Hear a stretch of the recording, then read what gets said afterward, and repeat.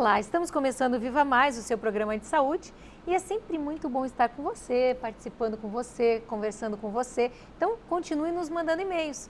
Nós gostamos muito de receber seus e-mails e estamos tentando responder todas as suas dúvidas. Nosso e-mail é www.programavivamais.com.br. E a gente já quer começar agradecendo os e-mails tão carinhosos que nós temos recebido. Hoje está conosco o Dr. Maurício Friedrich, que já esteve conosco, e nós estamos trazendo o Dr. Maurício porque foram tantos os pedidos para que ele voltasse que trouxemos ele. Ele é doutor em neurociência e o assunto de hoje não pode ser mais maravilhoso. É sobre envelhecimento cerebral. Quem é que não quer evitar isso, né, Maurício? Seja bem-vindo. Sem dúvida. Obrigado. Boa noite. O Maurício é conhecido de muitos anos nós. Longa data. Até alguns esportes em comum a gente tem o hábito de achar que faz, né, Maurício? Porque todo médico é, como eu sempre digo, um atleta frustrado. O Maurício a gente se encontra seguido na quadra de tênis e o Maurício também fez karatê, né? Que é uma coisa legal de se falar. O pessoal diz, mas grande coisa não. Experimenta ficar numa academia o tempo que a gente ficou, né?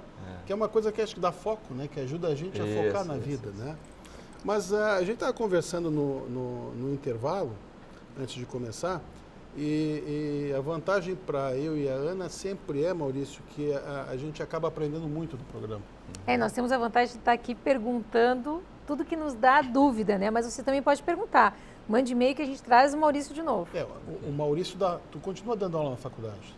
Não, na faculdade agora, não, mais na residência médica. Que é um pouco mais além do que a faculdade. Isso. Né? Então, na verdade, eu e a Ana aqui aproveitamos e temos uma aula particular aqui. Eu sei que você que está assistindo vai aproveitar, mas como a gente sempre fala, quem mais aproveita aqui sou eu e a Ana, porque nós estamos fora da faculdade há muito tempo. Certo. E estudar nunca é demais. Sem dúvida. Né? Mas envelhecimento cerebral. Como é que a gente nota que está envelhecendo? Ok, essa é uma pergunta importante. Queixas comuns no consultório do neurologista é perda de performance. A pessoa tem esquecido mais, tem dificuldades de raciocínio rápido, tem uma dificuldade num tipo de memória importante, que é a memória de trabalho, que integra o que aconteceu recentemente, memória ultra recente, com o que está acontecendo naquele momento presente, com a integração qual é o que tu pretendes fazer no momento seguinte. Essa integração a gente chama de memória de trabalho. É o que a gente está fazendo agora, é o que eu estou pensando agora, é o que vocês estão raciocinando agora, já pensando na próxima pergunta. É o que a gente faz o tempo todo, no nosso dia a dia de avançar, recuar, se adequar em todas as situações que nós vivemos. Então, essas dificuldades com a memória de trabalho, dificuldade de memória recente, especialmente na memória relacionada a fatos, a memória episódica. Então, esquecer fatos, porque as queixas mais comuns e que não são muito importantes são eu esqueço onde deixei a chave, eu eventualmente esqueço o nome de alguma pessoa. Mas isso é normal? Isso é bastante comum e na maior parte das vezes é normal. Quando que começa a ficar importante assim? Pois é, justamente isso. Assim. Isso pode chamar atenção e pode ser patológico, pode ser início de uma doença devastante, que a maioria tem muito medo, e realmente tem que ter medo mesmo, que é a doença de Alzheimer, quando está associado especialmente com alterações da memória episódica. Ou seja, o que é memória episódica? Fatos. A pessoa esquece fatos recentes, especialmente recentes. Ela, por exemplo, discutiu um assunto, conversou um assunto com um familiar e minutos depois ou horas depois ela não lembra do que e pergunta de novo e repete as mesmas perguntas, né? 2, 3 dias depois não lembra de ter encontrado uma pessoa, né? Uma semana depois não lembra de ter viajado. Então isso realmente chama a atenção. Outros esquecimentos significativos são esquecimentos, por exemplo, a pessoa a vida inteira tem uma senha, começa a esquecer a senha do banco. Isso chama atenção, né? Esquecimentos comuns também são esquecimentos na cozinha, por exemplo, esquecer o fogão ligado, né? Então deixar queimar, mas isso repetidas vezes, não é uma vez na vida que isso chama atenção. Quando o processo avança, então outras coisas que são significativas são a desorientação espacial e temporal. A pessoa começa a ter dificuldades a lembrar da data, né? Começa a ter dificuldades em caminhos, no início, em caminhos mais longínquos, caminhos não tão conhecidos, mas que ela poderia fazer com alguma tranquilidade. Com o avançar do tempo, pode se perder mesmo no próprio bairro. Então, assim, são coisas que chamam a atenção. Então, assim, mas especialmente o que chama a atenção é a questão da perda de memória recente. Repetir perguntas, né? A pessoa se torna repetitiva, não lembrar de fatos recentes, de novo, memória recente. E se a gente nota, por exemplo, que mãe, tia, começa com esse esquecimento recente, quando é hora de começar a agir? Faz diferença quanto antes mexer? O que nós recomendamos é que uma pessoa acima de 60 anos, né, ela tem uma avaliação para saber como é que está o seu cérebro. Que hoje existem uma série de testes que nós fazemos em consultório, ou muitas vezes encaminhamos, dependendo da queixa, para consultórios de neuropsicólogos, para fazer uma testagem mais ampla, para saber em toda a linha cognitiva, né, memória, habilidades visoespaciais, funções executivas, que são as funções do lobo frontal, que são as funções sociais, vamos dizer assim, adequação social. Nós então fazemos esses testes de consultório, muitas vezes solicitamos um exame de imagem para saber como anda aquele cérebro, porque são pessoas que por vezes têm hipertensão, têm fatores de risco para doença circulatória, podem estar fazendo alguma doença circulatória subjacente, né, que tem que ser tratada, que tem que ser prevenida, ou mesmo pode estar diante de um quadro inicial de doença de Alzheimer, que quanto antes se iniciar o tratamento, se consegue certamente lentificar o processo e certamente preparar a família para poder tratar adequadamente esse indivíduo que vai realmente mostrar uma série de perdas, né, no decorrer da sua doença. Me diz uma coisa, paciente, famílias que têm grande quantidade de tios, tias, sim, e que a gente vê, o fulano, o tio teve Alzheimer, a tia teve Alzheimer, existe uma propensão familiar a isso? Existe certamente uma propensão familiar, a doença é genética, a doença esporádica, que é aquela acima dos 65 anos de idade, que é a mais comum, não existem genes claramente identificados hoje, né? Mas a doença mais precoce, quando inicia os sintomas antes de 65 anos de idade, existem já pelo menos 3 genes já marcados, né, para essa doença. Então, não há dúvida nenhuma que quando existem na família vários casos de doença de Alzheimer, ou claro que tu sabe que antigamente esse nome doença de Alzheimer, ele era pouco usado, né, não era bem diagnosticado essa situação de doença de Alzheimer, e aí se dizia que a pessoa estava esclerosando, né, que ela estava, enfim, estava chegando, estava realmente até falamos de uma forma feia, está ficando caduco, né? Está ficando caduco, né? Era forma feia de que é um falar. termo assim mais pejorativo, né? Está caducando, né?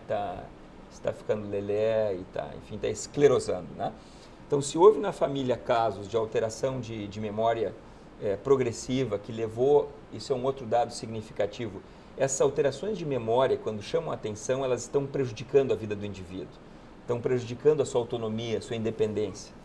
Então, é isso que chama a atenção. As alterações sutis de memória, mas que não prejudicam o dia a dia, o sujeito segue pagando suas contas normal, segue lendo o seu jornal, segue socialmente absolutamente adequado, esse indivíduo provavelmente ele não tem nenhuma doença grave no seu substrato cerebral.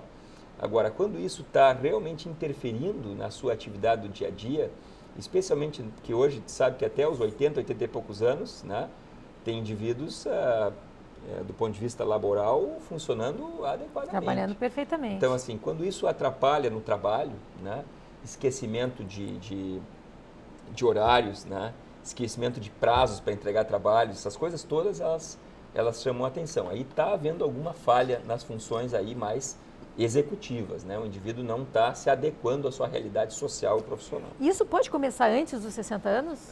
Sim, existe. Tem casos assim de bem cedo? Tem muitos casos, né? Tem muitos casos de demência, né? Que a A forma mais comum é a doença de Alzheimer, mas existem vários casos antes de 65 anos de idade e esse tem um componente genético muito mais forte. Então, assim, se o indivíduo tem na família alguém que começou antes de 65 anos de idade e ele está com algum sintoma de perda de memória, alguma anormalidade intelectual, ele percebe que está mais lento, normalmente a família percebe isso, mais do que o indivíduo. Quando o indivíduo vem sozinho, é difícil a gente fazer o diagnóstico, né? Que bom que não precisa fazer o diagnóstico, né? Que bom dizer numa consulta que o indivíduo está muito bem, teu cérebro está bem, né? Mas em certos casos a gente tem que ser mais investigativo, lançando métodos diagnósticos mais recentes, mais modernos, para poder aumentar a sensibilidade do diagnóstico, para dar um diagnóstico adequado para o paciente e a família se prepararem e para esse indivíduo ser tratado. Esse paciente, assim, família, vários casos, ele tem medo, ele começa a notar ou a família começa a notar, que exames são feitos? Que exames de laboratório podem... Essa pergunta é realmente muito importante, Miguel. O que acontece é o seguinte, assim, vocês sabem que nós não temos um tratamento realmente efetivo para a doença de Alzheimer hoje. O tratamento ele é capaz de lentificar o curso da doença, ele melhora sintomas. Ele não para a doença. Ele não é capaz, nenhum tratamento até hoje conseguiu bloquear a progressão das alterações anatomopatológicas no cérebro, ou seja, as alterações a nível neuronal, a nível dos neurônios, a nível das sinapses, né, a ligação entre os neurônios. O que acontece é que se porventura existem métodos hoje para a gente saber se esse indivíduo tem maior propensão ou não. Esses métodos não são 100% específicos, ou seja, o médico pode dizer que realmente esse indivíduo, com esses marcadores genéticos e alguns marcadores de exames laboratoriais, especialmente no líquor, né? Que lipoproteína. Isso são basicamente duas proteínas, né? A beta-amiloide e a proteína tau, que se dosa no líquor, né? E quando existem quedas da proteína beta-amiloide ou elevação da proteína tau no líquor, esse indivíduo está muito mais propenso ao desenvolvimento da doença de Alzheimer. E quando isso é relacionado a um gene chamado o gene da apolipoproteína E, quando o indivíduo tem dois alelos E4, E4, nesse gene da apolipoproteína E, ele tem uma chance muito maior de desenvolver a doença tendo um familiar próximo, né? Ou seja, pai, mãe, irmão, com a doença. Então, existe a chance de tu dizer, olha, você tem mais chance. Acontece que do ponto de vista neuroético, né? Esse é um termo pouco falado, mas existe neuroética, existem neuroéticos hoje. Do ponto de vista neuroético, isso não é adequado, porque você não tem condição primeiro, que não é certo que esse indivíduo vai desenvolver. Se não é certo que ele vai desenvolver, também você não sabe qual é a idade que ele vai desenvolver. Vamos supor que nós, então, no indivíduo qualquer, quer saber, tem 2, 3 familiares com a doença, ele quer saber se ele tem maior ou menor propensão de ter a doença.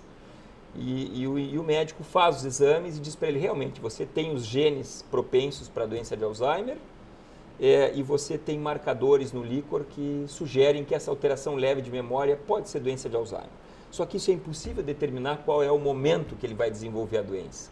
Então, vejam que problema que vai levar na vida desse indivíduo. Se ele tem depressão, por exemplo, pode levar até a tentativa de suicídio, dependendo de que experiências esse indivíduo teve com a sua família com a doença, e muitas vezes as experiências são bastante devastadoras. Nunca muito boas. Mas nesse paciente, tá?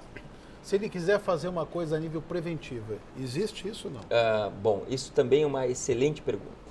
Sob o aspecto preventivo, houve um fórum nos Estados Unidos no ano passado, onde se reuniram neuropatologistas, neurologistas, se reuniram biólogos e cientistas básicos. Tá? Foram ao todo mais de 50 neurocientistas que se reuniram para responder essa pergunta.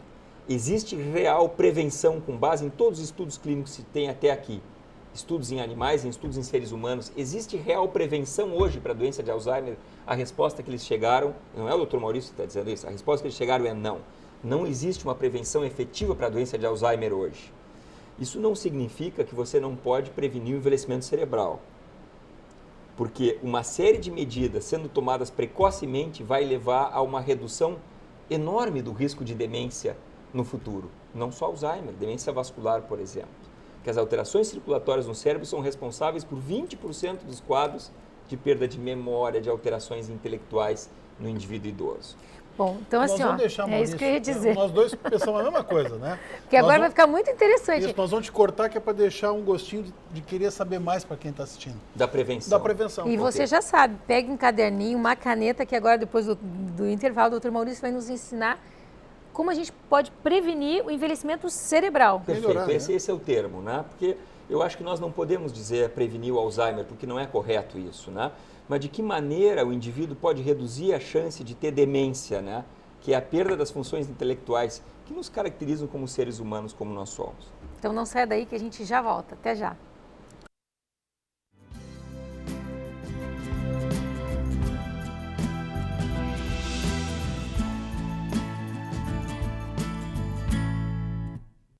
Seu sorriso está sempre com você.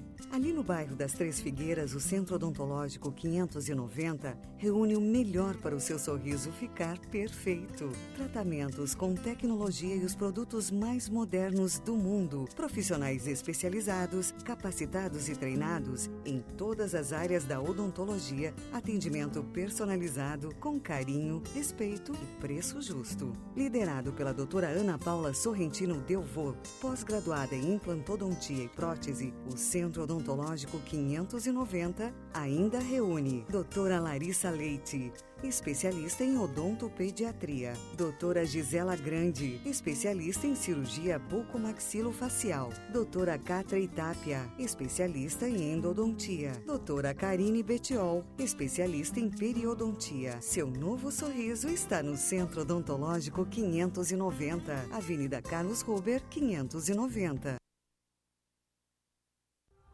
Você sonha com agilidade ao dirigir, com incrível design aerodinâmico, segurança e precisão nas curvas e a potência que você sempre quis. Poucas coisas na vida falam mais sobre você do que o carro que você dirige. Sua família. Não está na hora de você se dedicar a ela?